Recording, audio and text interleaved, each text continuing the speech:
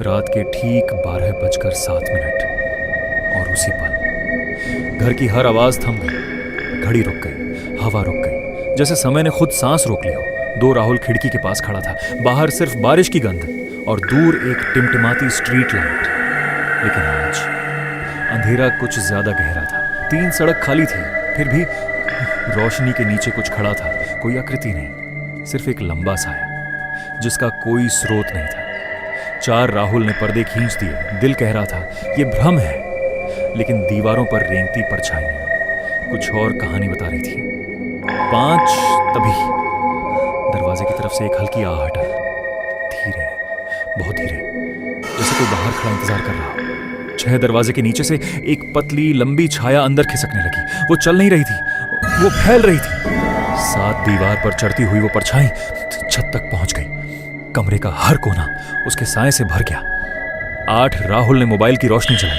एक तेज किरण अंधेरे को चीर गई, लेकिन अंधेरा पूरी तरह गया नहीं। 9 दीवार पर उसकी अपनी परछाई थी, लेकिन वो 12 फुट लंबी थी और वो उसकी हरकतों की नकल नहीं कर रही थी। 10 धीरे धीरे उस साए का सिर झुका, जैसे वो राहुल को देख रहा हो, जैसे उसे पहचानता हो। 11 फिर वो दीवार से अलग हुआ।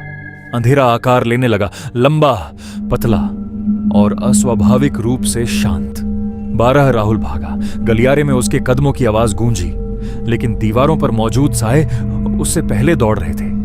13 किचन में पहुंचकर उसने पीछे देखा। हर दीवार पर, हर कोने में वही लंबी आकृति खड़ी थी। 14 उसने मुख्य दरवाजा खोल दिया।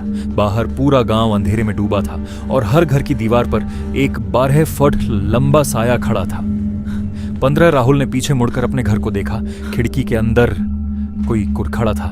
वो खुद 16 अंदर वाला राहुल, बिल्कुल स्थिर।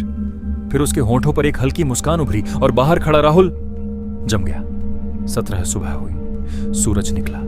गांव सामान्य दिख रहा था, लेकिन उस घर की दीवार पर एक लंबी छाया अब भी टिकी हुई थी। 18 लूप एंडिंग धीमे स्वर में। रात के 12:07 बिजली फिर जाएगी और साया फिर किसी एक घर के बाहर खड़ा होगा। सवाल ये नहीं कि वो आएगा या नहीं, सवाल ये है अगली बार वो किसका इंतजार करेगा।